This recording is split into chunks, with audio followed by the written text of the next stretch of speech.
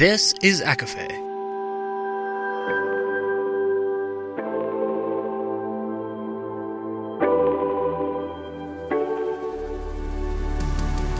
Laura Marie and Jessica Marie proudly present A Court of Fandoms and Exploration, a podcast. Fair warning, everything the hosts say is explicit, full of spoilers and adult content and shall not be used against them. They have opinions. Let's try not to drag anyone for expressing themselves and just have fun for an hour. We all deserve it. This episode contains spoilers from The Serpent and the Wings of Night with mentions of Twilight, Shadowhunters, and Buffy. For full list, please see show notes. There are also discussions about toxic parents and sexual assault.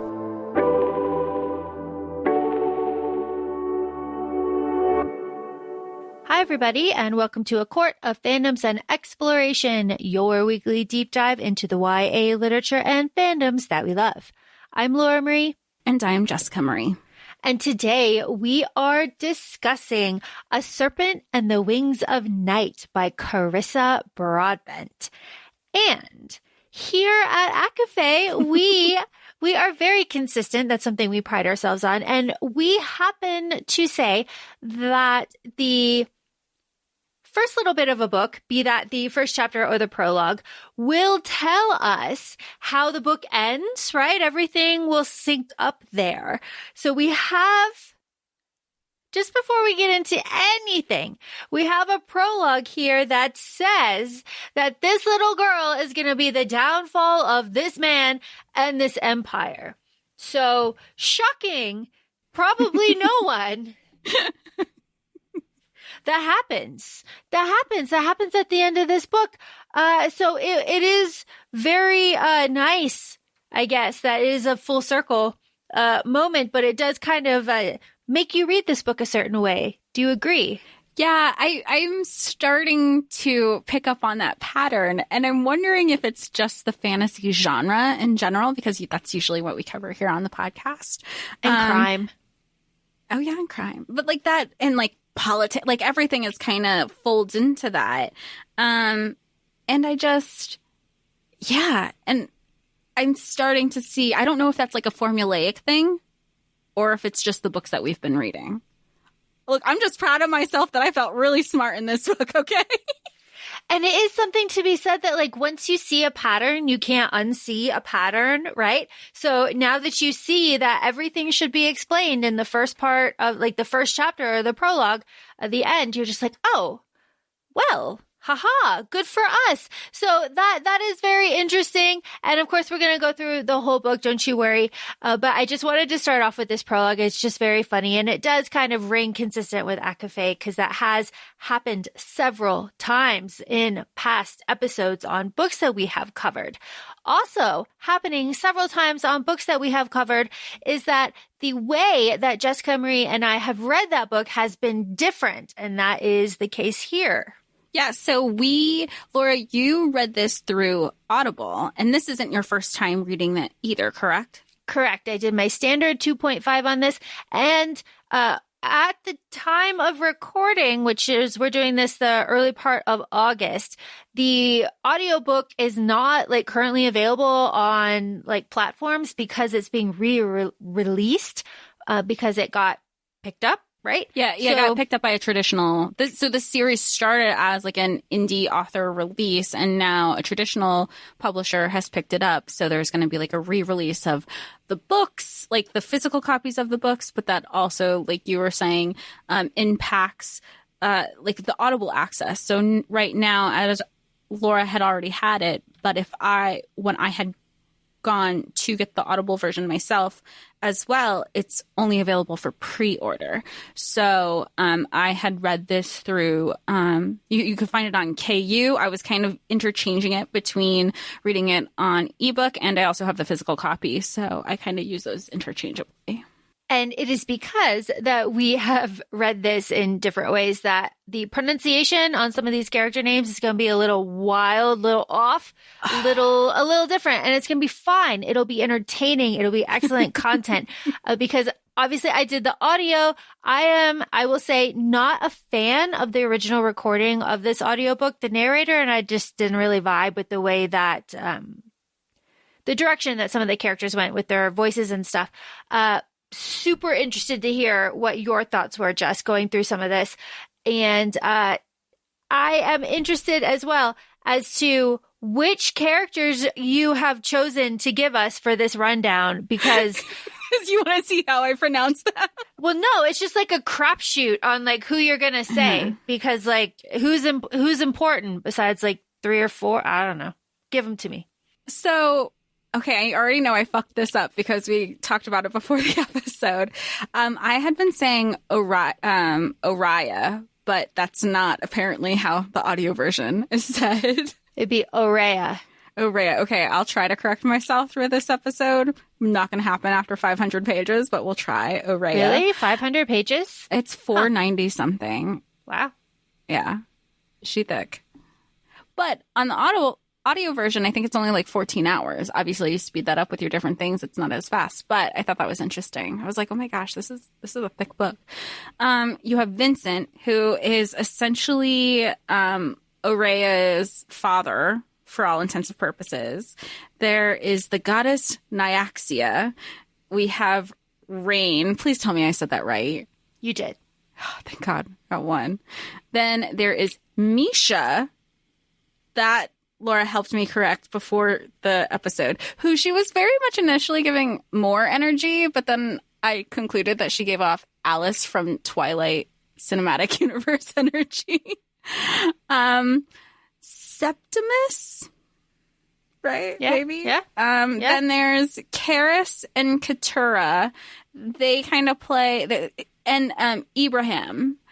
And I feel like those are kind of like, then you have like, you have filler, I say filler characters, but there's repeated rivals that are occurring throughout the whole book. So you have like Ivan and Angelica, and then they're from like other vampire tribes, clans, houses. And then you have Jessamine. Oh, I was thinking of Shadowhunters. Jessamine. Okay, so I was close.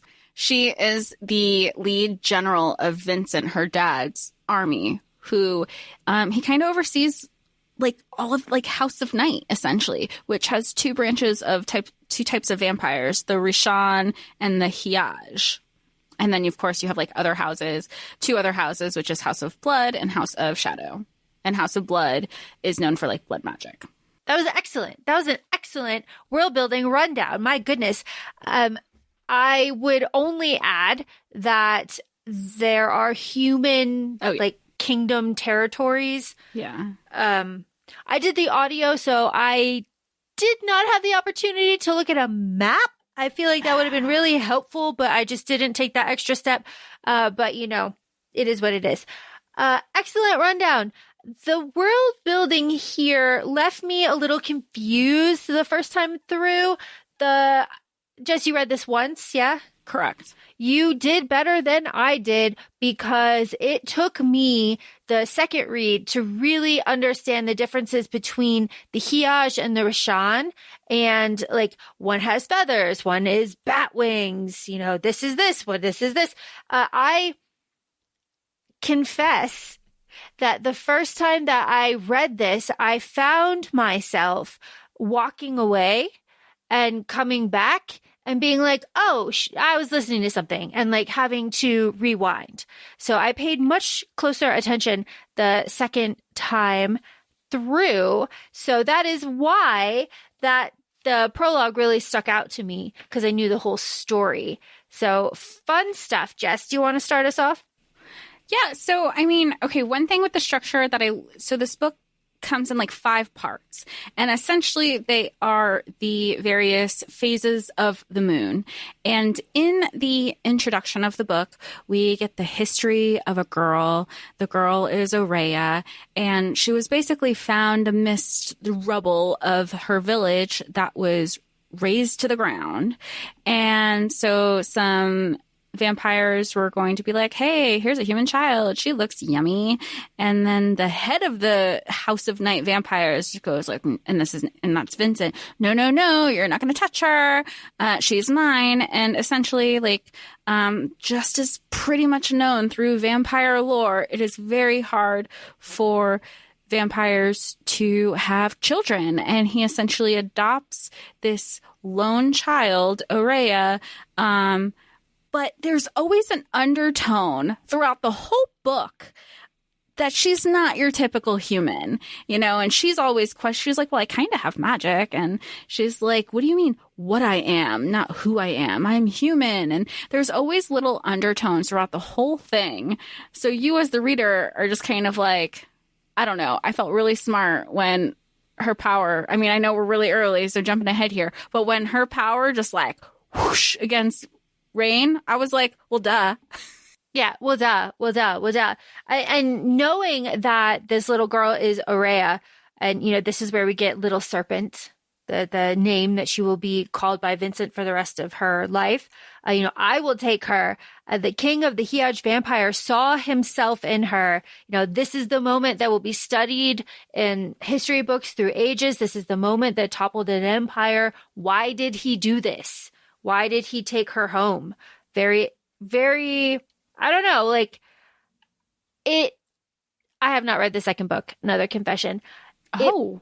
It pains me to think that we will never know, we, the reader, will never know, Oraya will never know Vincent's side of this, because he is, spoiler, dead as fuck.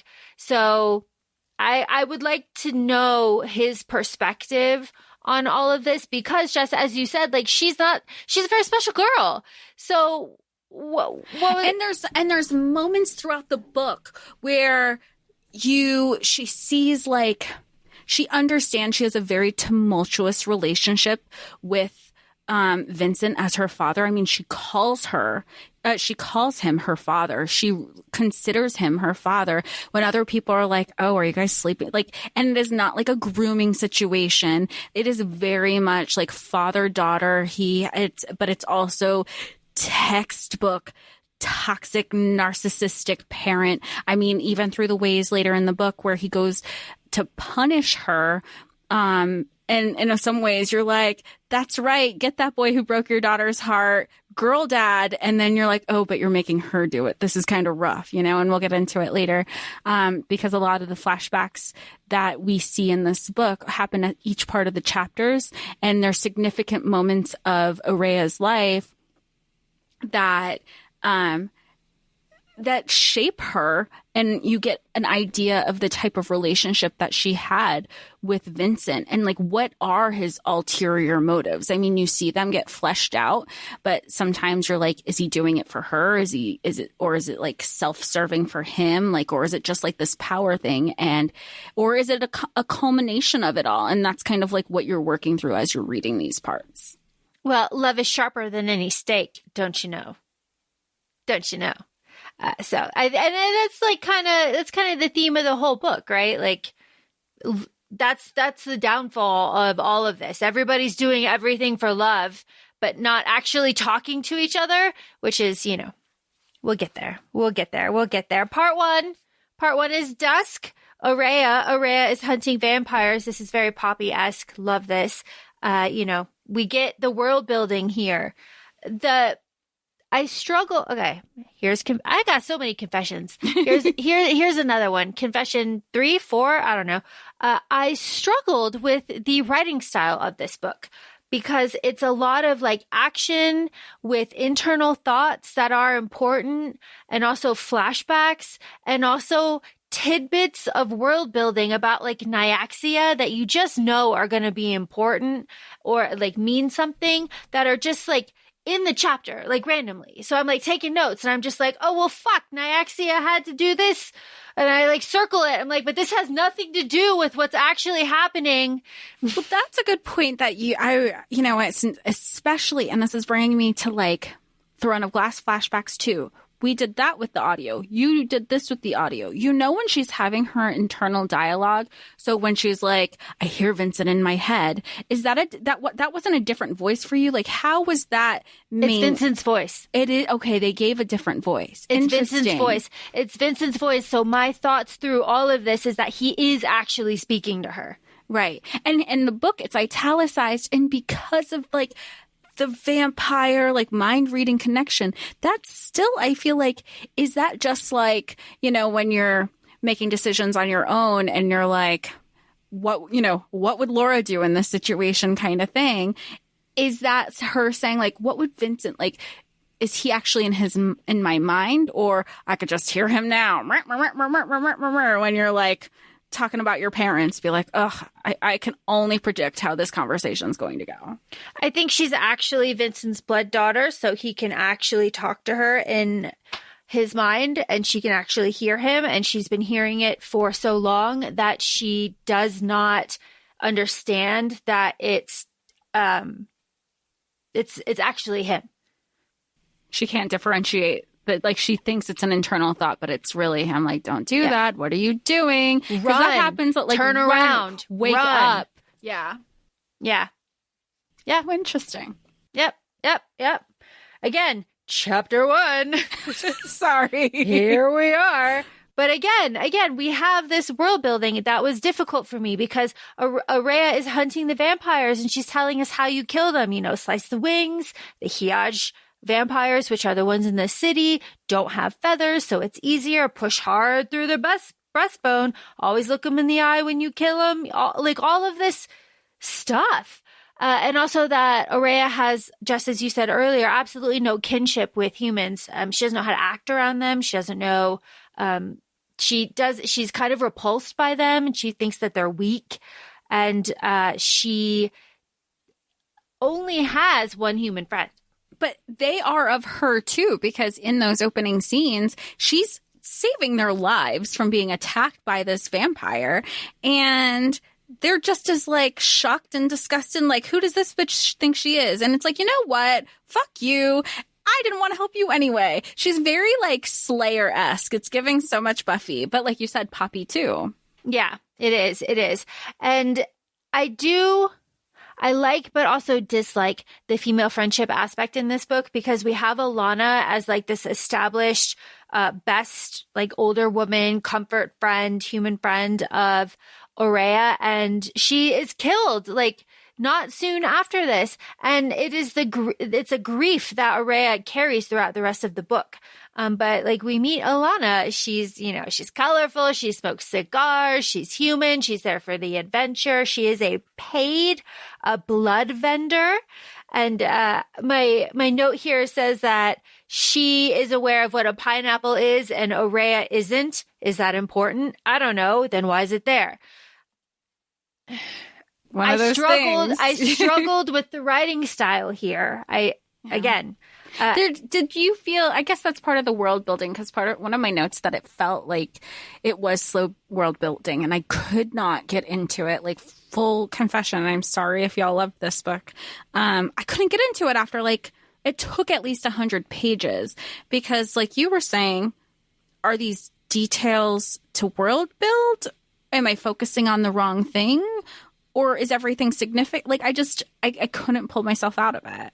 Is Oraya's journey actually Nyaxia's journey? Is Oraya part it? Well, okay. You bring up such an amazing transition to talk about Nyaxia and her journey, because there is a rite that replicates Nyaxia's journey into being the goddess of who she is, which is called Kajari. And basically all the vampires go and they get one wish granted. And it's a 4-month rite. Each rite is is like every 3.5 weeks, and it's based on different phases of the moon. But each part of this rite is a part of Nyaxia's escape to find freedom and see her lover. Yes. So is Oraya just mirroring Nyaxia's journey? And is that why we're getting the world building in the order that we're getting it, and the trials, the order that we're getting it? I don't know. I fucking struggled. Someone help me with this. Okay. Oraya, Chapter 1.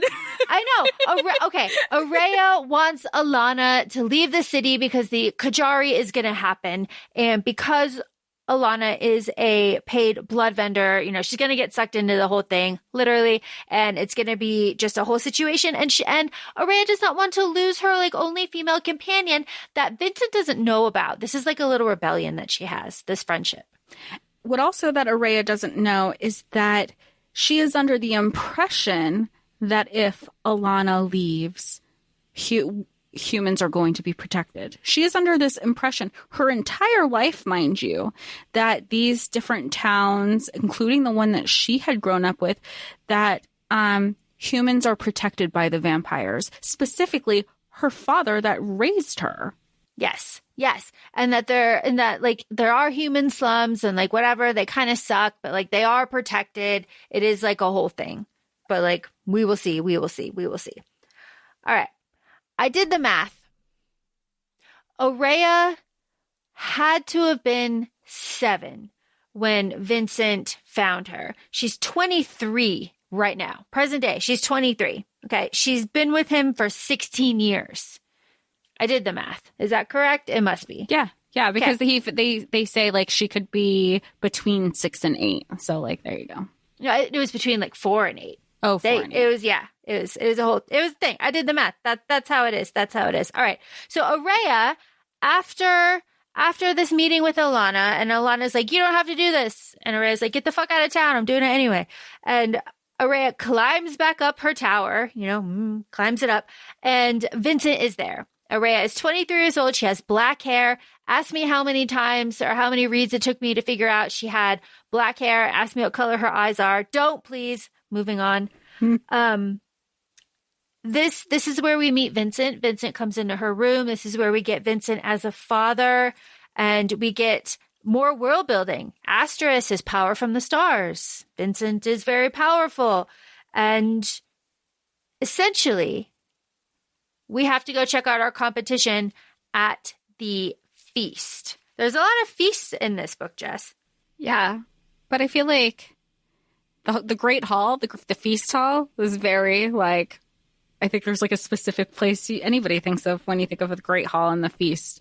But it also, I think it behooves her that she's understanding her enemies who she's fighting against, because, okay, something that we skipped over is this right that Oraya is going to be going through. If she is the final person standing, basically gets any wish that they want in the entire world. And typically, and what she wants is to essentially become a vampire without becoming a vampire, because if a human is turned, there's only like a 1/3 chance of surviving the actual turning and the culling of the vampire. So she's like, I want the lifeline, the span, the time, the powers, everything that comes with being a vampire, that protection, without having to go through all of that. And she's going to tie her powers, and at this point we know she has like a little spark of power and spark of magic, and tie it with her dad, because she knows her dad to be the most powerful vampire of all the houses. And that is the Coriatis bond, the Coriate, that's the term for it, the heart bond, the bind the souls and bind your power enough together.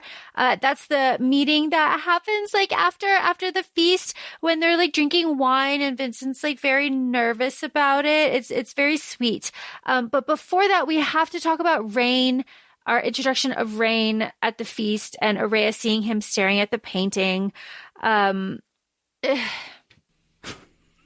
It's shocking.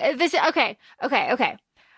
If anyone was shocked that Rain turned out to be the love interest, then I'm shocked for you, because just the way she was like, this vampire caught my eye across the room with red hair and these red eyes, staring at the only painting of the Rishon people, and it's very sad painting, and no one else ever looks at it, but he's looking at it. And he's not dressed like other boys. He's dressed, differently, and his haircut isn't like other boys. It's different. It's like, okay. It made me feel so if you want to feel like a smart fantasy reader, this is the book for you, because I was like, oh my gosh, I'm getting really good at fantasy reading. something that I do want to see is I would like to see this painting. It looks beautiful. Of this like falling, like a fallen angel, essentially. Yeah, essentially. That's how I was imagining him. And the colors, he's like reaching up to something and no one's there to like grab him. I bet it's very beautiful. I would love to see fan art of that. But after this, I do want to also mention Ibrahim, because we have some world building with Ibrahim when she sees him at the feast. So Ibrahim is like kind of a peer of Oraya. He's a vampire. His parents mutilated him. And all of that to say that vampires like fear their family and will like hobble members of their family so that their line continues, but they aren't a threat to them. And then it goes on to say like Vincent murdered his entire family when he took the crown. Yeah, and Ibrahim is that he's the underdog throughout the whole story. He keeps showing up. He keeps popping up. And everybody's like, I can't believe you survived again, because his parents took away because in this vampire story, they all have wings, like Laura had mentioned earlier. So like they had rid him of his wings, that the wings don't grow back. They took his canines. He can't have his canine, like everything that is so essential to being a vampire. His parents rid him of that and are like needed for his survival, more or less, one would think, because he's participating in the rite as well. And it just goes to show the like difference between that typical vampire parenting style and Vincent's style, because Vincent did the exact opposite. He armed Oraya. He trained her. He made sure that she was strong. He coached her. He's like always talking to her in her head to like make sure that she's motivated to like make right decisions. Like just a very like stark contrast between the two, which is something I just thought of actually. So very fun. I have been thinking about the ring that Oraya had in her pocket since she was a child. What is the significance of this? Is it going to come up? I don't know. But they talk about it here when they're drinking and being nervous. Yeah, they talk about it here. And then a ring is significant in any story. I think we've learned that in fantasy. And as much as like she uses it for like her social anxiety and fidgeting, like it's such a specific thing that it can't have payoff in some end in book 2, because this is a confirmed duology. So like, who knows? We haven't read it. Yeah. Who can say? Who can say? Vincent says, hey, Oraya, you don't have to do this. I don't think I've ever told you this, but like, you really don't have to do this. Do you feel like he said that just to be like, I have to say, like an obligation to say that thing? He didn't really feel it. I think he said it instead of saying, I love you. Okay. Because he doesn't say, I love you until at all or till the end? No, at all. Like he's consistently struggling, even though she's like, I know what he means and this is the way that he shows it. And like, what would vampires know what love is, kind of thing. But she's like, I have to assume that it's love because I've never had anybody tell me that. Yeah. Vince is dead. We will never know. Something that he does though is lie. Like Oraya is constantly like gaslit and like gatekeeping by all these men in her life. But Vincent's like, yeah, no, totally. Like you can become my Coriate and you're going to go to the Rishon territory where your family was. You're going to go to Salome. You're going to like free the humans. It's a whole thing. Like it's totally fine. I can't go there because like I'm the king, but if I could, I'd have found them for you, right? Like Nyaxia, like makes the rules, all of this stuff. It's all bullshit though. Like, right? Like it's all bullshit. But he still says like, we're going to become Coriate. Then you're going to be powerful enough to do it. You can do it. And, it is interesting that here, when Oraya and Vincent make her blood sacrifice to Nyaxia, that Oraya, who is a skeptic and says like she doesn't really believe in the gods, does feel the goddess there, like taking her blood. So I like the payoff of Nyaxia at the end of the book. That's my favorite part. But I like the kind of world building. I don't like the palm slicing, obviously. But I like I like Ajay Saratam Aja Seratum. Take my truth. I like that. That's fun. That's fun. And I like the gravity that this kind of blood sacrifice has that is kind of an indicator of how strong the magic is in this world, right? Because magic is a huge part of this, and our main character not having access to magic is like a huge red flag, right? Like, Jess, obviously, like you were like, oh, shocking. But like everybody else is so magically powerful, for her not to even be able to have sparks. It's like, okay. But she's able to really feel the goddess here in this like little moment. It's like, okay, that's something. Fun stuff. Great. Well, and then also everything that she's known of, like House of Night magic, like Nightfire and everything. She's like, I know which houses, certain houses have certain types of magics affiliated with them. So when she's seeing that, or even when we meet Misha and Misha's using a certain type of fire magic, she's like, wait, I thought power and magic only comes from Nyaxia. And Misha's like, there are other types of gods. She's not the only one. And that was like another like, aha, like you've been talking to the wrong god, because that's why you can't get your sparks sparking. Yeah, it's like, oh, you're shy magic. You're shy magic. It is this night that Oraya dreams of her family, and then crack. My note says, it has begun. Oraya is transported somewhere. She wakes up in darkness. We have our interlude.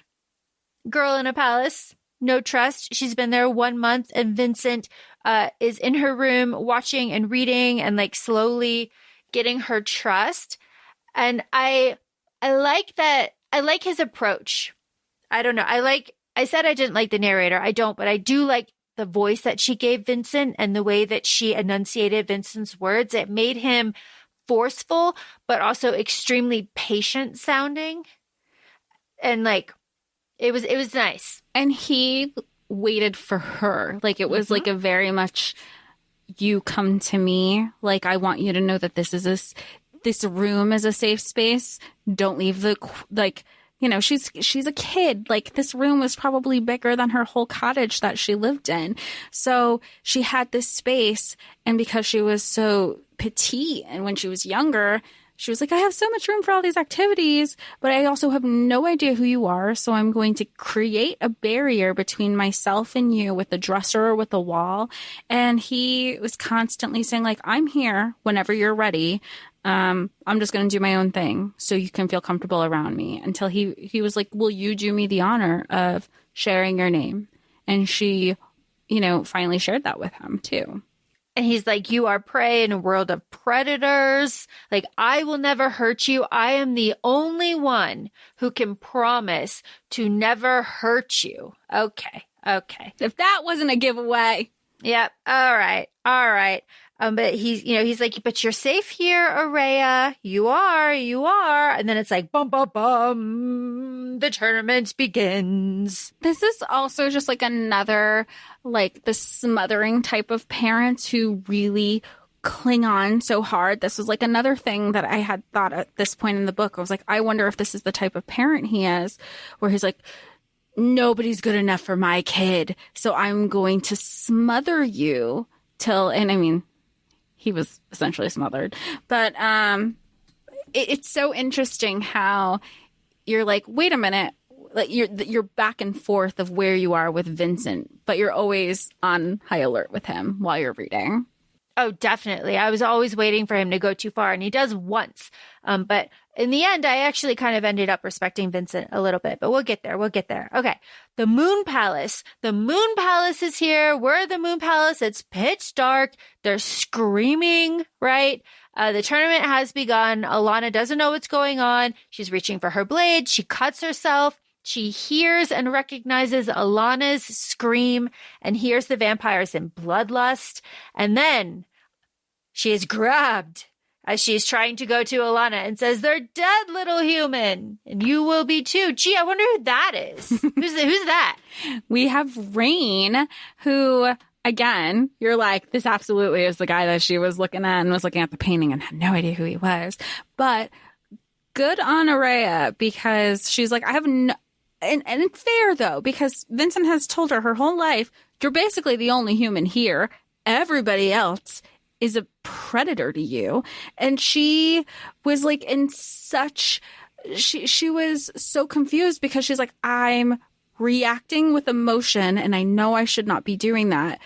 And I need to be thinking logical. So the logical part of her stabs Rain in the thigh, not knowing who he was, but also is like reacting with her emotion. And she actively was like acknowledging that she's like, I am self-aware enough to know that I shouldn't be doing this, but like this is taking over my body, which was a first for her in these 16 years because she had been groomed essentially in the fact of to like lock down your emotions, don't show any, like do not show face. Yeah, and to separate fear, like deconstruct fear, because like if your heart is pumping, then they smell you more. It's like a whole thing. It's a whole thing. Oraya finds Alana, takes the scarf. The scarf is like a big thing.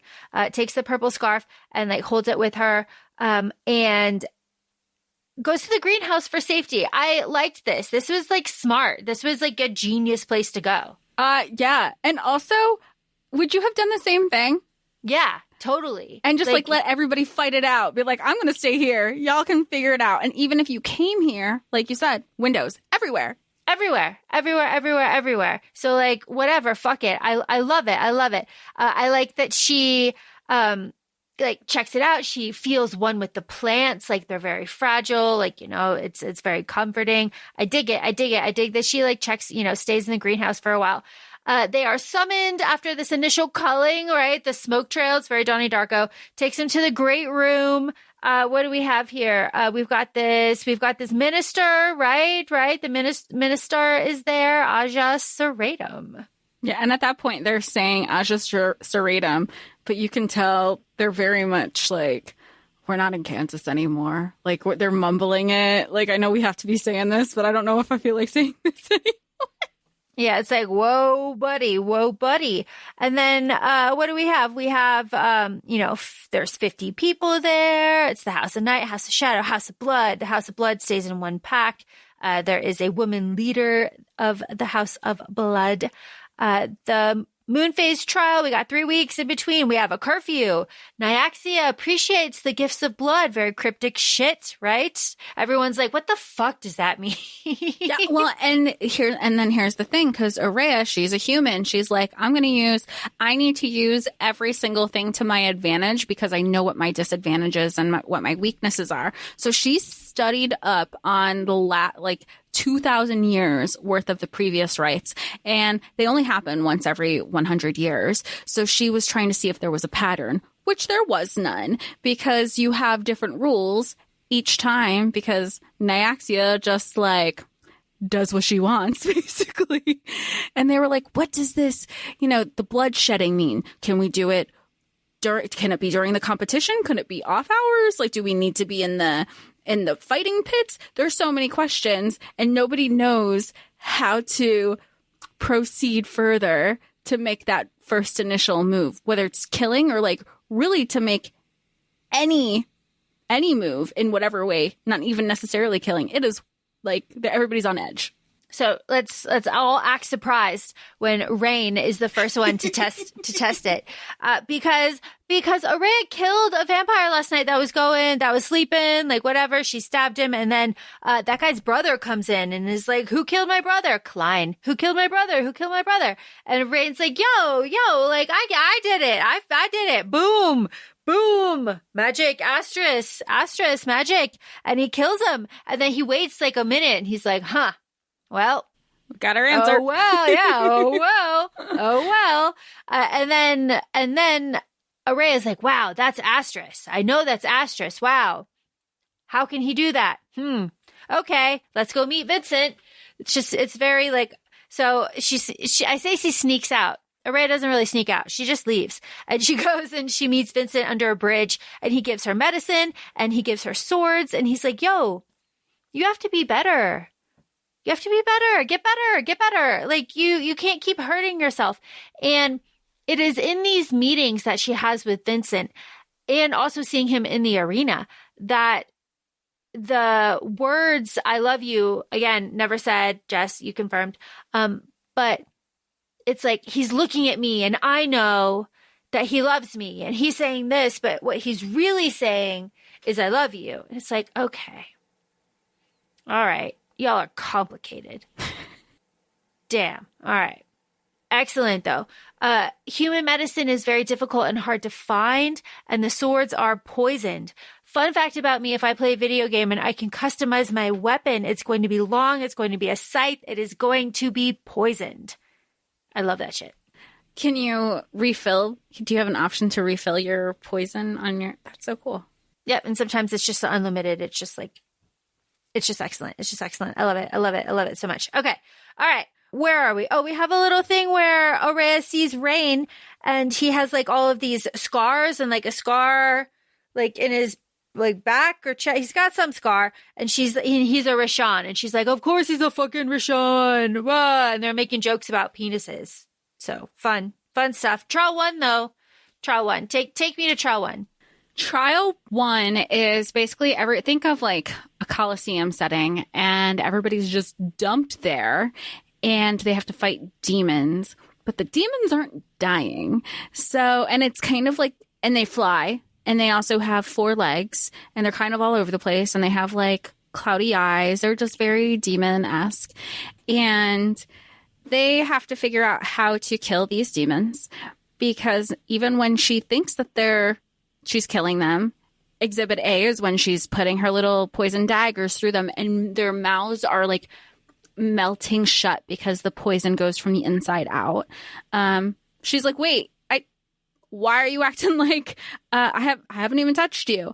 It isn't until and also at the same point, all the vampires, we have to remember that by the end of this rite, only one needs to be standing. But nobody knows what the point of all these trials are and how it's supposed to net out. The only thing that they know is the Half Moon trial, which you're allowed to have allies for and work together. Even though they don't know what the trial is, they know that they need to work together. So right now, they're like, do we work together for this one? Is it us against the demons? Is it everybody against ourselves? How do we need to do this?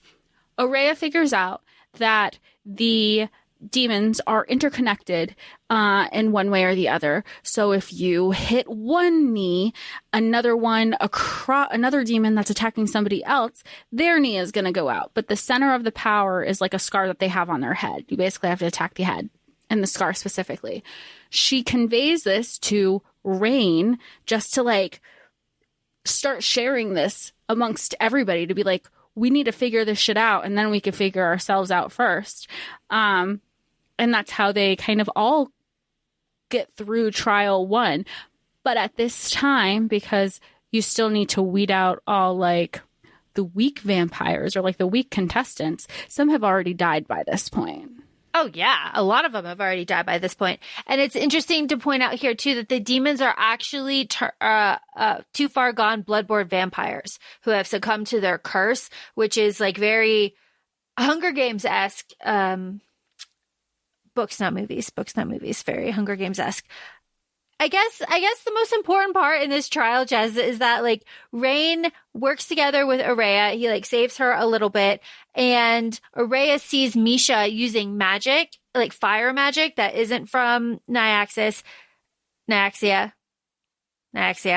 And we get the Atroxis White Pantheon kind of world building, and it is then here after this trial that Oraya is like very hurt, and Rain goes to the greenhouse and he's like, look, here's a potion. Let's be allies. Let's be allies now. Like we're in the East Tower. Like, come on up for 6 weeks. Like we can work this out. And then Oraya's like, fuck you. And the horse you rode in on, she's attacked again by somebody who's in bloodlust. And then she essentially crawls up the steps to Rain's door and almost dies in the doorstep. Yeah, and the person who attacks her is somebody else's partner, and that person winds up coming to the the astronomy tower, the east tower, whatever, the moon tower, whatever you want to call it, to attack Rain. But she, you know, at this point, she's realizing she needs to ally herself real quick because she does know where her weaknesses are. But she's so used to having a wall up because that's what she has been told for 16 years. How are you supposed to trust anybody? And you shouldn't trust anybody, especially Rashawn, which is, you know, a whole thing. Feathers. Rashans are feathers. Now we are interluding. Again, we are interluding. We have Vincent and a big book, right? And maps. Where am I from? Where did you find me? Why can't I go back? Why can't you turn me? And what can be done? What can be done to turn me? And this is the thing. This is the moment where Oraya is like, this is the first time I saw this emotion on my father's face. I would think about this moment for the rest of my life. It was conflict. Why was he conflicted about this? And this is where they start talking about the Kajari and the tournament right there at that interlude. And he tells his story too, no? A bit, just a bit, because she's very young here. He's just like, oh, you know, blah, blah, blah, strong, blah, blah, blah. You were here. I can't go there. You know, border, humans, blah, blah, blah. She's still a little kid here. But what we get after we have been interluded is that we get Misha and Rain, and they're in the big apartment at the top of the tower. And it is an unusual pairing of vampires. That's all Oraya can think. She's like, they're casual, they're funny. They're friends, but they're like obviously like not romantic, and they're just like friendly. I like the banter between all three of them. Yeah, they balance each other out, especially once they get comfortable with each other. But Oraya is shocked at I can't say everybody's personalities, but Rain and Misha's personalities, because she's like, vampires who have been around for forever, everything's really dry to them. So the fact that she's seeing a smirk or hearing a chuckle or seeing something like a suppressed emotion that isn't anger or bloodlust, it intrigues her. Yeah, it does intrigue her. Something that intrigued me is that they present her with the guy that attacked her with the head on a platter, you know, whatever. But this observation that the view from the moon tower like looks down. So it's like a different view than the one that Oraya grew up on. It's like parallel views, right? She's seeing like, you know, it's a metaphor. Well, doesn't she say from this angle she can see basically where her castle was? Like, she can see essentially her room on the other side of the kingdom. Yep. And she says that from this angle that she can see so much more of the city, and she can see that it's rotting. Like, the city is cracking, it's falling apart, it's rotten from the inside, like everything is dying. And it's like kind of a desert area anyway. But like, what is that? I want more of that. Where's that going? Okay, where's that going? I want more of that. But Angelica here breaks down the door. She's like, hey, you killed my guy. Fuck you, fuck you, fuck you. No, I'm going to kill her in the tournament. Fuck you. I'm out. And Rain sticks up for her, and he was like, your guy was an idiot. Even if she didn't kill him, he went to the greenhouse. And she was like, oh, he did? I guess that was kind of stupid. Well, I wanted to kill you in the arena anyway, like to make a spectacle of it. So she dismisses it then. Yeah, she's like, okay, all right, fine, whatever. Fuck you, fuck you. We have another meeting with Vincent where he's both the king and the father. You know, again, he doesn't say I love you, reads between the lines, gives her another potion, basically just yells at her more or less. Yeah. Oh, yeah, because she's telling him, like, hey, I kind of aligned myself here. This is what happened. And he's like, you can't do that. And let's remember that she's typically going out to meet him every night. She doesn't know if he's going to show up.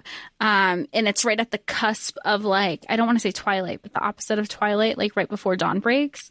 And he's like, why would you do that? And she's like, you weren't there. I went to you first. You didn't show up. And she was like, I can't believe I basically just yelled at my dad that. And that's when she starts seeing like worry on his face. She's like, something bigger's at play. He's avoiding me, but he won't tell me. Just tell me what it is, because whatever's happening on the outside here is going to infect what's happening inside the Moon Palace, and like what trials, like it would be good for my knowledge. And he refuses to tell her. But this is also part 3 in the waning, that she's discovering her powers also. And to the point where her and Rain are trying to train, and they're like, we need to trust each other if we're all gonna, work together and live together and this, that, the other thing. And then she uses her magic out of fear. She didn't know she had this magic power, and he kept like testing her and goading her, and then she was trapped against a wall, and he kept getting closer, and she magicked him and out the window, broke the window, and then he gets like all pissed about it and goes to get drunk. Yeah, and then Oraya, we get a little bit more of her. This is where she meets what's his name? Septimus. This is where she meets Septimus. My note just says stranger with a cigarello, but because we don't know it's Septimus at this. I put new male blonde. Yeah. And he's like, I bet on you. He's got an accent. We have a little more world building where Oraya like can't go to the human district to get released yet. She's very frustrated. Before she was saving the humans, she participated in self-harm. So, world building. It's all this stuff. The interesting part of this though, is we get Septimus and we get the betting, we get him as a character, and you're just like, this creepy stranger is going to show up later. Bet my ass on that. All right. That's exactly how it is. Yeah, and it did. It did. Shocking everybody. It did. We go back to Misha, who's cleaning the mess, and we have Rain is my best friend. He's really good at cooking. He's very loyal. He's good at loving people. And then we get a Nyaxia info dump. I don't know what to do with this Nyaxia info dump, and I need it separately so I can just study it, but I wonder if the Nyaxia info dump, how Babel is, where you said it's like footnotes, if that would have not taken you out so much. Ooh, that would have been a lovely way to do it. Because I feel like the info dump doesn't really add to her appearance at the end. Or am I confusing things? No, well, I guess, I don't know. I'm sure. We have her background. I guess it adds to the trial, because once you're familiar with her, where she is in the background, we also know right after this is where we get the a hedge maze kind of trial, that they have to put dead bodies to open gates, and they start and this is the part that she realizes that humans are supposed to be acting as spirits of the underworld, at this theatrical thing, but the humans are really there as blood banks for the vampires. Yes. And Jess, you can take us there. Let's info dump real fast, though. Nyaxia was a young goddess in the White Pantheon. She was 20 years old. She was discarded, abused, the lesser daughter of a lesser goddess. And now she's powerful. She created all vampires on the continent. Everybody worships her. Her husband was murdered by the White Pantheon, and Nyaxia took back her power. And Oraya hyposits, for some reason, that she's probably pretty unhappy. Took her a while. Yeah. Oh, okay. So this goddess is probably pretty unhappy. All right. Excellent. Good to know. Here we have trial 2. Jess, tell me about all of this maze stuff. So the maze is to symbolize how lost Nyaxia was in her journey to freedom, to see her lover. And Alaris, who is not Alaric. It is Alaris. Oh. So having that in mind is, to what Laura said, is I bet you she was really unhappy. I bet you she was also probably terrified because even though Nyaxia is this all-powerful goddess now, she wasn't, because this is her journey from essentially her origin story and how Nyaxia came to be of power. And through this, once again, all the vampires and I was going to say humans, but it's only one. It's Oraya. They're trying to find a way out. And of course, there's not only are there humans are supposed to be significant of the afterlife, but they're really humans. So they're being attacked by the vampires as the vampires go. And the vampires and really the contestants are also being attacked by various types of demons in this maze. And there's obstacles through this maze as well. And that includes, like, you can put dead weight on a stone to lift up another gate to pass through, to continue on throughout the maze. And that's also where they're realizing, they, as in the contestants, where's that dead weight going to come from? And they're once again pitted against each other. The one thing that helps Oraya that she realizes in this trial is, even though she's human and she basically knows that she's a hot commodity just for being like a blood bag, essentially. I don't know how else to talk about it when we're talking about vampires, is that the other vampires are distracted with all the other humans. And this is kind of like her red flag.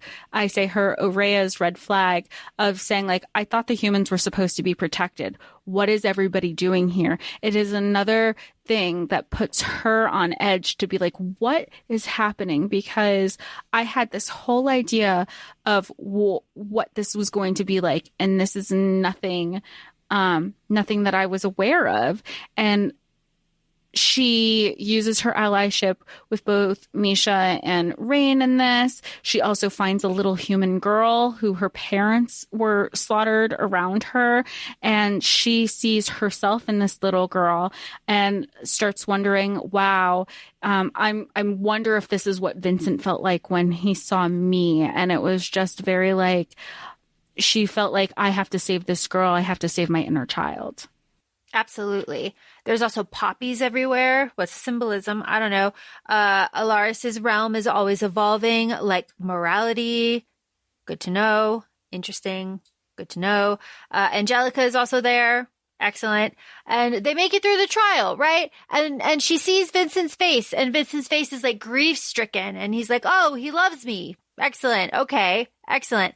After this like winning of the trial, Oraya is restless and she can't like be anywhere. So she goes to the humans district and she kills 3 vampires. And it's there that Rain finds her and takes her to see the little girl in the orphanage. And she's really like, oh my gosh. Okay. And she finds out that Rain is a turned vampire, which, Jess, as you said earlier, like 1 and 3 die, or like 2 and 3 die. Yeah. 2 and 3 die. So, that's very rare. And then it's like, okay, we have 3 weeks until the next trial. We will train together. Woo, woo, woo. But then there's a meeting with Vincent, and Vincent is like, again, he's worried. Like, you're not like these other humans. She's asking him, like, they're not supposed to be humans in this trial, Vincent. Like, what the fuck? I'm really angry about it. It could have been me. And this is where he's like, it would never have been you. You're not like them. It could never have been you. And that's kind of like something that he says over and over and over again. It's like, okay, why? He's like, you know what? Once you're my Coriate, you're going to change the world with your power. You have sacrifice and focus and ruthlessness. I gave you all of those things. And then she tells him about using the magic to throw Rain out the window. And he's like, well, we always knew it was there, just like not dealing with it at all. It's just like, oh. And I also think it's important to note that while Vincent has had these conversations with her about how ruthless she is, and basically like, I raised you to be my daughter, essentially very like Madoc and Jude. She also has this whole other different conversation that has transpired with both. Well, Misha was there, but really from Rain to say, you're always about yourself. You're always so selfish. Why wouldn't you think of other people involved? And this is sitting with her and continues to sit with her, leading up until right before the moon phase, the half moon trial, and we'll transition into that, because she's questioning herself of like, I don't know if that's who I want to be anymore, because I do see myself in everything that Vincent is saying, but I don't know if I like that person. Well, and Vincent helped craft Oraya into who she is. And we get that in our next interlude. Let's interlude a little bit. She's 16 years old. She's lonely. She fell for a boy. We know that this ends badly. There are hints to this, like throughout she like touches her neck. She thinks about that moment, the loss of control. Like later when she's kissing, she's like, it went from this to this to this, but I don't want to think about it. Like we know something terrible happened while we're interluding. But then we're montaging and we're training. And so it's like we're interluding, something bad happened. Oh, we'll deal with it later. Let's montage. We love a compartmentalization. We love it. We love a training montage where Oraya learns that Rain is always using magic, but he hides it. He's he has a fighting style. They balance each other. Like Misha is really good. It's all this stuff. And now they're not just bantering, they're flirting, right? Like that's also the fun part, because now he's like, oh, you've been watching me. I'm watching you watching me. And they're not acknowledging anything. But then he'll also be like, hey, like that time you stabbed me in the thigh. And she's like, I should have stabbed higher. And he's like, how high? Little high? Really high? Medium high? Like it's just their playfulness has come out because she does trust him now. Yep. Just a bit more. We have to open your heart. We have to train with magic, your shy magic, because the magic training is unproductive, but it's there. You just have to feel it. It's there. So they are like a fluid team now, and they've got like 16 days. Like, okay, we're doing good. We're doing real good at a shitty bar until we are not, because there is an attack. How do we feel about this? I thought it was an inside job the whole time. Not an inside job from Rashawn. I thought it was Vincent. Yeah, I thought it was a stage. Like, look over here, distract. Let me make it look like I can't think like a plant. Like he was the plant, not the Rashawn. Mm-hmm. Absolutely. And even the plot works either way, right? Even if that were the case, the payoff would still be there later, because you'd just be like, oh, interesting. Okay. I didn't expect this at all. This attack on the Moon Palace. I was expecting something, like something, but I wasn't expecting this attack to totally take out Misha, because this is again the removal of a female friend, and I was like, oh, we lost Alana. Okay, that's really shitty. She's surrounded by all of these men and these other women that are out to get her. So now she has Misha. Now she has another female friend. They're working together. They really bonded, and then she's just ripped away from her. And I was just like, well, fuck that. And she said immediately that even though she knew she should be wary of Misha, for the sole reason that she's a vampire, it was always easier for her to open up and have these conversations where she couldn't necessarily do that with Rain. So I thought that part of their friendship, she was like, you feel bad for Oraya because she's been isolated her whole life. Yeah. And that is also kind of highlighted here too, when Rain flies Oraya to the Moon Palace to go save Misha, because it's being, engulfed by Nightfire and demons, all of this stuff. But Oraya loves flying, and Vincent hates flying. He never flies, and she just doesn't understand. She's like, if I could fly, I would be up here all the time. Gee, I wonder if she'll fly later. She loves it just so much, and she keeps talking about how she would never come down if she could fly. I wonder. We'll see. I haven't read the second book. But Oraya is killing demons with magic. Misha is there. She was surrounded by candles. She was trying to call out to Atraxis. He is not responding to her. Misha has been shunned by her god that gave her fire powers now, and she's very upset by this. This is when Rain says, your father has his war. Again. Then what do we have? We have Misha has to stay in the tournament. She has not been officially withdrawn yet. It has not been accepted. And then Jasmine and Vincent in the House of Night, and the Hiaj vampires start taking all of the Rishon contestants from the Moon Tower to torture the shit out of them for questioning about the attack. Yeah, and then and Oraya is also trying to kind of help Vincent see reason. Like, you can't take him. Like, you can't take Rain. Like, he's my ally. And then they were like, we won't do anything. We won't break him. Of course they do. And then even from Misha, she was like, she needs to withdraw. She's my partner. Like, that's not going to be great for me because, again, she is my ally. Like, we all need to work together or, like, take her out. So that way she's not a weakness. And then when she can heal back, we can do whatever we need to do.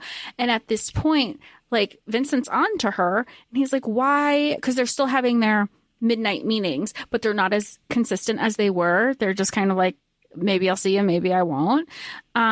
So at this point, he was like, oh, just take her out. Just like literally unalive her. That's one less vampire you have to worry about to help you get towards the end. And so she can't do this. She's like, and it scares me. She's like having a lot of internal dialogue of, it scares me of the person that I'm becoming because it's not who I've known, for the last 23 years. But she takes the little bit of potion that she has that really is to help humans heal, and gives it to Misha, and it doesn't really help her heal, but it does let her sleep and relax and take the pain away for a couple hours. But it's not enough to help Misha heal in time for this half moon trial. And so she goes to the minister and basically sells herself to be like, let my friend out of it. Yeah. We get a little bit of world building. If we back up just a bit, we have Vincent, 200 years. The Hiaj vampires do not have an heir. Vincent has the heir mark. This was the part where I was like, 200 doesn't add up. His 200 could be the other, and a couple weeks later, here I am. Yep. So Vincent won the Kajari, and he stripped the Rishon of all of their power, stripped the heir, killed them, killed all of the Rishon, killed his own family too. Nyaxia will not let the lines die out, so there will be another Rishon heir eventually. Nyaxia just likes fucking chaos, so that's that. And again, in one of these meetings, Vincent says, when you win, we will liberate all these humans. It won't be a fucking problem anymore. You and me will liberate them. Again, gaslight, gatekeep. Okay. And then, yes, just as you said, Oraya goes to the minister and she bargains like her blood, because he's always had a thing for her, to get Misha out, because like he's a flesh vessel of Nyaxia and he can like do that or whatever. So excellent. Rain's tortured, right? He wouldn't show his wings. Why wouldn't you show your wings, Rain? Is it something about the color and maybe, magic? Who knows? Who can say? But didn't we already know that Rishon was, like, we knew Rishon was, I guess this is like a book 2 thing, because we knew, not Rishon, we knew Rain was Rishon. Everybody knew it. That's why they pulled him to question it. So, like, I guess I don't know why with the wig, unless it was like a vulnerability, or if it was like, I'm not going to because you're trying to make me. Or he knew that he was the heir and that there was something on the wings that would point it out if they got too close, because there's a big scar in the center of his back and maybe it was just all connected. These were my thoughts. This is kind of a like reverse who did that to you, because it's like, how did you get that scar? How did you get that thing? What happened? Who did that to you? Who did that to you? Here's medicine. This isn't your fault. All this kind of stuff. This is also the part where she gives her blood to the minister, like we said, but she goes, here, I'll give you my human blood. And he says specifically, this is another little sprinkle, that he goes, human blood? Human? No. This is much better. What does that mean, Mr. Minister? Yeah, come on, sir. Wait, what you got for us? Nothing. Not shit. Not shit. All right. What we do have is Trial 3. Trial 3 is the drinking of the goblets, the mind bonding in the cells. Jess, take us through Trial 3. So trial 3, and let's remember that we have known up until this point that people are supposed to make allies for this trial. And so some people have multiple allies, which not only means they have multiple people in their head, but they can also visually see where their ally is on the field. And some people are just literally going insane and they're not surviving this trial on that alone. So again, think Colosseum setting. And they're not only pitted against each other, but there's still demons that they have to fight. But as opposed to the first trial where the demons were interconnected, it's the allies who are interconnected. So, for example, if Oraya gets hurt in her knee, that means that that Rain is going to be hurt in his knee. And once she makes that connection, and he's like, You're one smart cookie. And of course, she's the only one who's making these connections before anybody else. She's using the knowledge that we learned back in the first part of the book, where there's the feast and Vincent's walking her around and basically giving her a rundown on all of her competitors, saying, this guy has a weak knee, this guy still hasn't healed here. So she's learning, she's taking that information, and they've already had this relationship with work. She, as in Oraya and Rain, have this really fierce fighting style because of the montages that they've gone through, because they've been, out slaying vampires, vampire vigilantes through the night, that they've become so in sync with each other, essentially with the way they fight, that they would see who are the other allies, who they're closest to, and kind of work in tandem that way. Yes, absolutely work in tandem that way. Nyaxia fought out of captivity and killed half of the people she encountered, so that's what you have to do too. So Oraya uses Nightfire. It's just a whole thing. At the end of when all of this shakes out, right? When all of this shakes out, we have Rain looking at Oraya like she is a goddess, right? Because who doesn't want to be looked at like that? Right. Like, come on. That's just excellent. That is just excellent. And then at the end of this, we have Vincent, and he's clutching his heart, and like his heart, he's at the rails. It looks like he might have been crying. Like, this is very emotional for Vincent, this whole trial. He thinks she's going to die. This is the second trial that he's like, I don't know if she's coming out of this. Yeah, but she does. She wins. Everything's like hunky-dory. Everything's great. So let's interlude again. We're interluding, and this is the bloodlust of sex for the first time. This sucks. Literally, all of this is bad.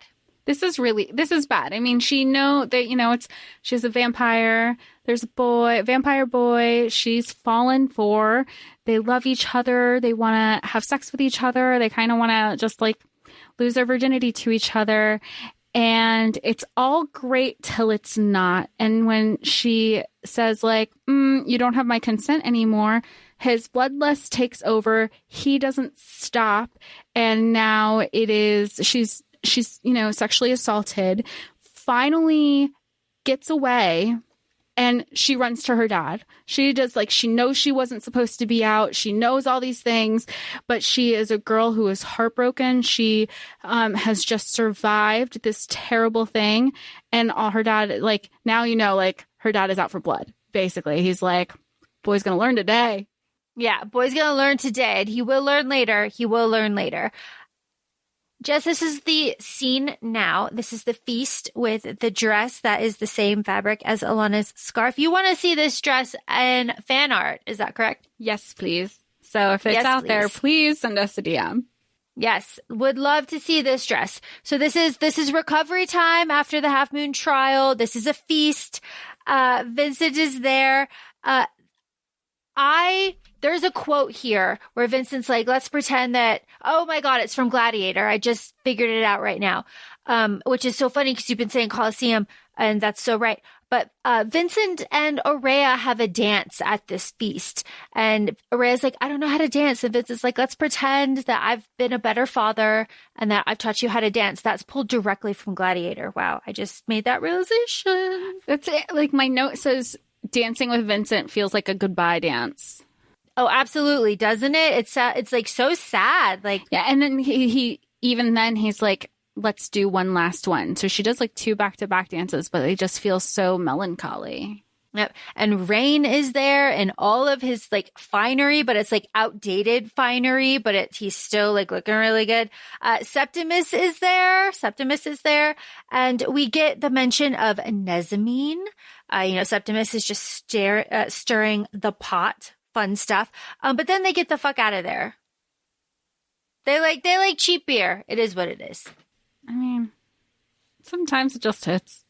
Yeah, sometimes it just hits. They start bonding over like the scarf and what the scarf still smells like, and like fashion being 200 years out of date. And this is also where like they're both a little drunk. They're both like really close to each other and not backing away. And this is where Rain gives Oraya the opening to murder him in the alley. He's just like, here, take my sword, like put it over there. Like, it's just a full opening to murder him. And Oraya's like, nah. Because they had an agreement this whole time that they would just be allies up until this Half Moon trial, because they were going back and forth of like, no, but really, what's in it for you? What's in it for you? Give me the truth. And so that's also been their thing. Like, tell me a truth. And they said, and after the, that Half Moon trial, our allyship is over and we're gunning for each other.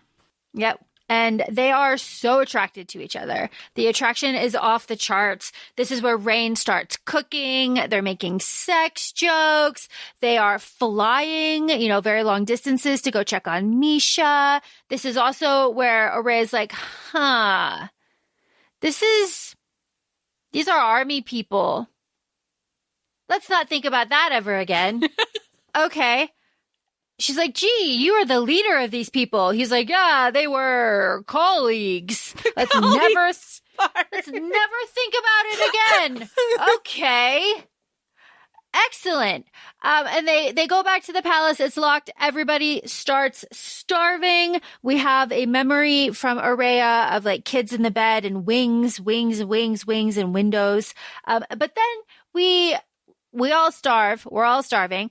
And Rain tries to control it, can't really control it. Rain and Oraya end up separating. And then bam, we're in the 4th trial in a poisoned forest. And the poisoned forest, I think it's, Nyaxia is all about her chaos. So she intentionally was starving out all the remaining contestants.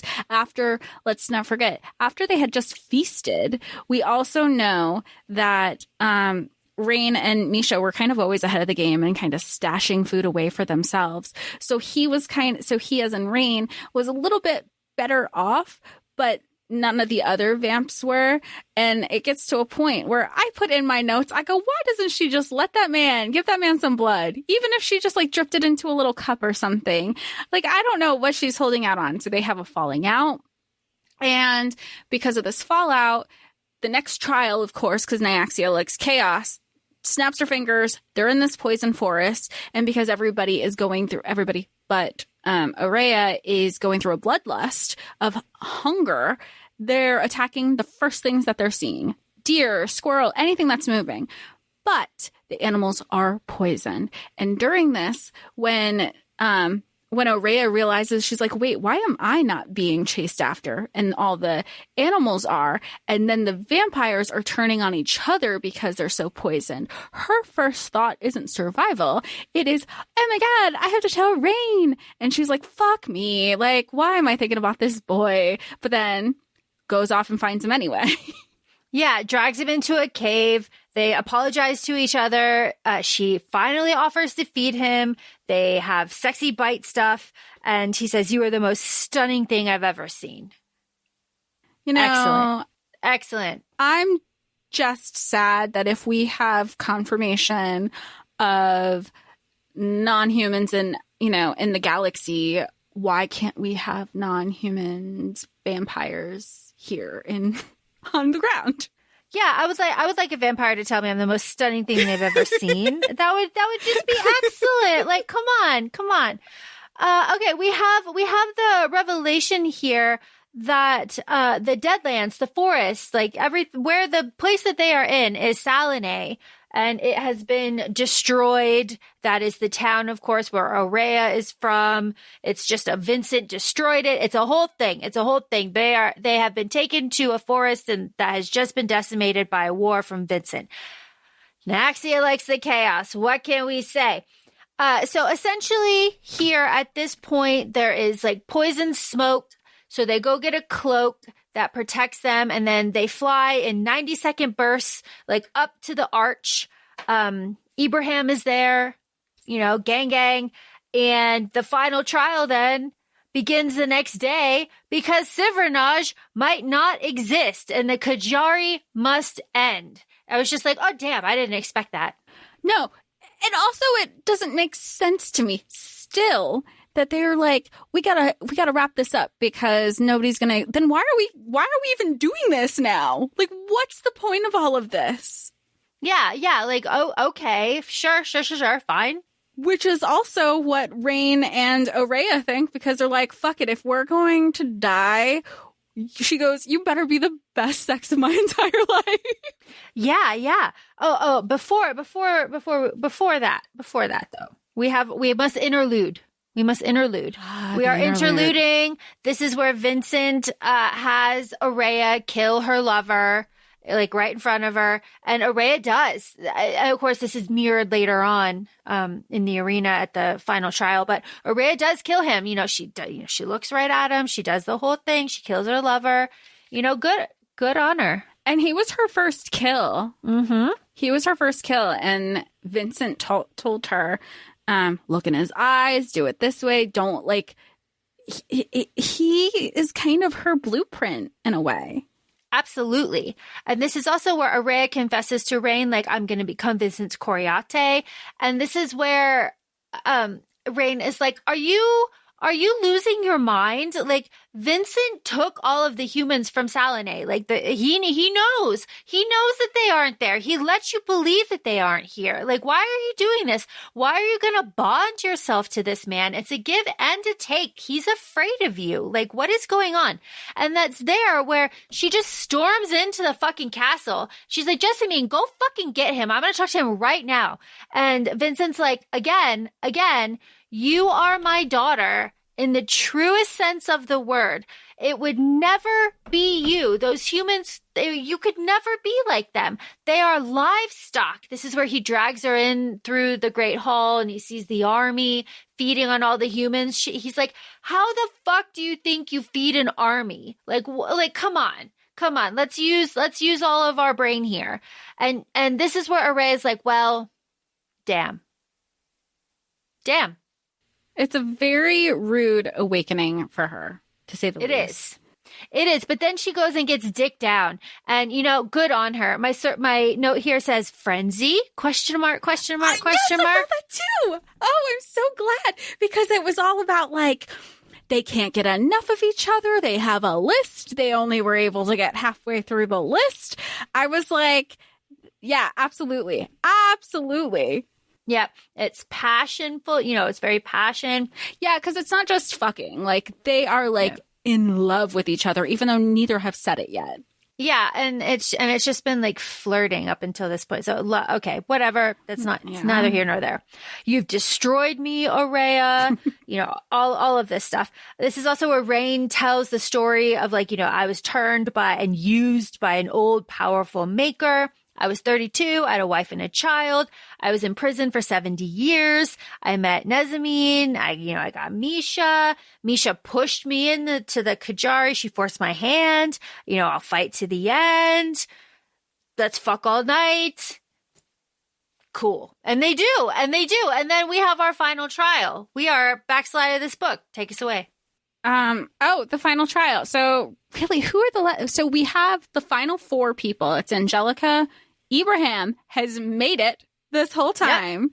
And so, it's only four because at this point, Ivan, who is Angelica's like partner throughout this whole thing, Rain unalived him because he was threatening, Oraya. And he's like, and Angelica's like, put him down. And he goes, okay. And puts him down into like the crazy blood magic smoke. And she's like, no. And so now it's just the four of them in this trial. Ibrahim is out first, and Oraya kills him, and he's just like, it was a really like mad respect moment, because he's like, you know what? I'm glad it was you. Out of everybody, like, you fucking deserved it. You know, because they were both the underdogs this entire time. Then Angelica goes next. And then, of course, as predicted, the last two are, I mean, this is like chapters and chapters of fighting and this and that and turmoil and blah, blah, like that. A lot of that's happening during this final trial. And then it becomes between Rain and Oraya, and they both had their like pillow talk of like, you can't give up. We both have to like give our hardest at the end of the battle, because that's not the person that like I fell in like with. And so they're both going to bring their A game against each other. I see your face. I like that. I like that. They fell in like. I like that a lot. That makes more sense to me. There you go. And so then she unalives him. She's the whole winner of the right. Woo! And Vincent's so proud, and he's like, I'm gonna get my like magic power times 2. And Nyaxia's like, what do you want? And she's like, I wish Rain won. The groan that I made. I took out my headphones. I walked away. I was sick. I was like sick to my stomach over this, because here's the thing. In the beginning of the book, let's go back to the beginning. Oraya says like, Nyaxia, if you let me survive this, I'm going to give you all the drama. I'm going to make this so fucking entertaining for you. Like you won't even believe what hits you. And then it's like, Nyaxia, wow, she's alive. She's real. She's a goddess. Okay, cool. And Nyaxia, who knows like all of my like internal thoughts, like she knows my heart, right? Like I am your daughter, like all of this like stuff. And then she's like, you are grieving. This is Nyaxia. You are grieving. A dead lover can't break your heart. And then still, Oraya's like, oh, advice from my goddess? Is that important? Nah. Bring him back. Please. And here's the thing. Please. Like, how would you have, I have 2 questions here. One's a statement, but my actual question is, how would you have thought like this was going, like, what did you think was going to happen in this moment? Are you asking me? Yeah, I'm asking you. I thought she'd be struck down dead, because that's how it works. And Rain would come back and reveal himself as the heir and fuck shit up. And then we just have his POV. But like, not that wish. Like, how did you wish that this, so Oraya wins. What did you expect the next step to be? Did you think she was going to be a Yeah. Okay. Yeah, I thought she'd be a Coriate, because nothing that Oraya has done has led me to believe that she would look at Nyaxia and be like, make me the strongest vampire empress that has ever existed. And forever with unlimited power. You know, like, boom, boom, boom, let's do our wish stuff. She does not have that. She doesn't present that characteristic to me. So for her to be like, bring him back makes sense. But I did think that she would just fulfill everything with Vincent, and then she would overthrow Vincent from the inside. See, that would have made sense. Or even just saying, if she wanted to make it about like the lover, make it about Rain, just bring him back to life. Like, spoiler alert, Shadowhunters, like Clary does. Yeah. Yeah, you like, don't have to he bring doesn't have the to caveat. win. He doesn't have to win. Because if he wins, technically, she should be struck dead. Yep. Like what you said. Yep. I feel like I missed something there. None of it happens. I wish Rain had won. Nyaxia is amused. He's alive. What does Rain do? Rain doesn't even fucking look at, he's like, oh, well, I want to strip the Rishon heir of his power. I'm taking everything. I want you to unseal the Rishon power, restore the heir mark. Let's fuck it up. And Oraya is sitting there like, what did I just do? she's dumb. She's dumb because one of my notes says, I bet you he's the remaining Rashawn. I have that in my note. I can't find it right now, but that is literally, I have it from part 4 during the Half Moon Trials. I bet Rain is the next Rashawn heir. I'm telling you. Yeah. Like, right there. It made sense. It just made sense. And she's like, to be like, what did I just do? How did you not pick up on it? And even if you did, like, cool, rule with him now. And the numbers, they match. Like 200 years. He's 232 years old. And there's the overlap. Like what? Somebody did not do their girl math. Girl math. So here we have Septimus. He's part of this army now because the soldiers that Oraya just didn't think about ever again are allied with the House of the Blood and Septimus, and they're all there to like have a coup. And Vincent and Rain, there's a nod, there's an understanding. Rain was working with Vincent indirectly. Rain betrayed his king for Vincent, and he's like, I'm sorry, I would have told you, I love you. All of this like horrible like ending stuff of when Rain ends up killing Vincent. Rain kills Vincent in front of Oraya, and it's just like, well, I hope you're okay with that. Let's get married. And it's, but, and her relationship with Vincent is so strained. That's the problem, because that's also the only father that she's ever known. Even though she's not happy with him, she's so conflicted with this. Yeah, and he's dying in her arms, and she's like, so upset. He's like trying to like look at her, like, I'm so sorry, like, I love you, all of this stuff. Like, we're all reading between the lines, right? But then Oraya gets the air mark, and it's supposed to only be like blood relatives, right? So Oraya has to be the daughter. So my hypothesis is Oraya is the daughter of the Rishon queen that Vincent raped when, way back when. And then that daughter was put into hiding, or something was going on there. And then Vincent tracked her down, and that's how that happened. So that is my hypothesis on how Oraya is able to possess the air mark and now become the mortal enemy of her lover, Rain. Oh, I like that. Yes. And Rain says nasty fucking stuff in the public about her, but like I understand like working the people and like the like I'm trying to protect you kind of stuff, but he's like, I'm gonna do this just like this, like we are all of this stuff. It's woof. But he's like, you know what? But I had to say all of this. Like I had to, like, just like Vincent did to our queen, I'm going to do to her. Like, I'm your king.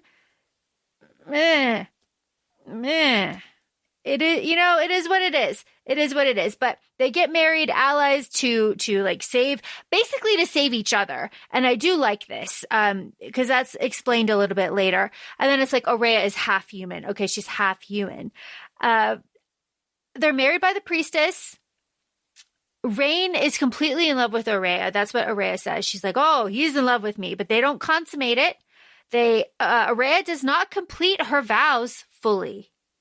She can't say some of it. And Rain says that he doesn't. I don't know if that's going to be important later. It feels like it'd be important, but who knows? But this is when Jessamine comes like through the window and starts telling Oraya like, hey, you're queen. What's the plan? Yeah, Jessamine's been working with her. Like, Jessamine feels like she has been, I don't want to say playing both sides, but she's just like, tell me what to do. I'm in your corner, after like giving her a hard time after all of this. Yeah, she's like, my loyalty is to the house of like Hiaj. Like, how, this is like the Hiaj line. Like, you are queen. Like, what do you want me to do? Rain's people don't really support him. He is a turned slave. He is not like who they want ruling him. He married you so that he could secure the power that you brought, being Vincent's heir. Like, you are protecting him, not the other way around. Like, your army, Oraya, is ready to fight for you. You have sharper teeth than Rain. Like, we are ready. You are queen. And she's like, cool. I need information to gather first. I need to learn what is going on. I will get back to you. You be ready. So I assume that is book 2. You be ready. You be ready. But then we have our like kind of last little interaction here. The painting of the Rashawn man is still in the palace, even though everything else has been trashed. Septimus is there. He's like, are we friends? We're both fighting. What's going on? And then we have Rain and Oraya. Are you going to kill me, Oraya? Maybe. Not today. Not today. Dun, dun, dun. And then there's book 2. Amused, interested, frustrated is, I think, how I would sum up this book. Ooh, I like your 3-word thing. Yeah. There is something that this book is missing, and to me, and it is missing comic relief. Okay. I was going to ask, what do you think captivated such a huge audience? Like, I don't know about you, but like when I started reading this book, I went into it completely blind, with the exception of I remember so many people talked about it on socials. But I didn't, but like what was said, I don't know. It's just that everybody loved it. I also do not remember what was said about it on socials. I just remember seeing the cover all the time and everybody saying that it was really good. I also went into it pretty blind and was surprised by the plot. What captured everybody? Hard to say. Maybe it was just like something new and different and not, the standard kind of thing, and it hit at the right time. Maybe, who can say? Not all vampire stuff hits for everybody, so that could be part of it too. It's like maybe you want new vampire stuff. Vampires are coming back around. Who can say? I am slightly interested. Right now, I have kind of the urge to go into book 2 just to kind of get answers, because I'm not convinced that the nuggets that are dropped here are going to pay out in book 2, and I want to be very much proven wrong. Oh, like how we were saying, like, what was the point of bringing up pineapple if a pineapple isn't a healing fruit? Yeah, show me, like dazzle me. I want to be dazzled. Like that's what I want. So that's kind of where I'm at. Jess, I have said that Nyaxia showing up is my favorite part of the book. What's yours? I think I like the half moon scene. Like thinking about it, just initial thoughts. 'Cause I like the idea of all the work that they've put into building the trust, building their like tandem fighting has kind of culminated to this moment where it was life or death. And then it was her saving herself, even at the end of all of that, because at the end of that pit, even when he was still fighting, she was being attacked and she had to rely on her own self and her own power to get her out of it, not a partnership. And you know how I feel about that. Like somebody should always add to your life. You shouldn't be like one half of something. And that is a really good way, I think, to end this episode too, because there's a lot of emphasis on Nyaxia stepping into her power and really claiming everything for herself. And I think that maybe book 2 could be Oraya stepping into her power, into this new role that she's in and changing the world. And if that's the case, I'm very excited for it. So feel free to follow us on Instagram. We're at ACOFAE Podcast, and you could also find us both on TikTok, ACOFAE Laura and ACOFAE Jessica. Feel free to reach out. Thank you for listening, and let us know if you want us to do a follow-up for this. We might, but it comes down to y'all. So we look forward to hearing from you, and we'll talk to y'all soon. Bye. Bye.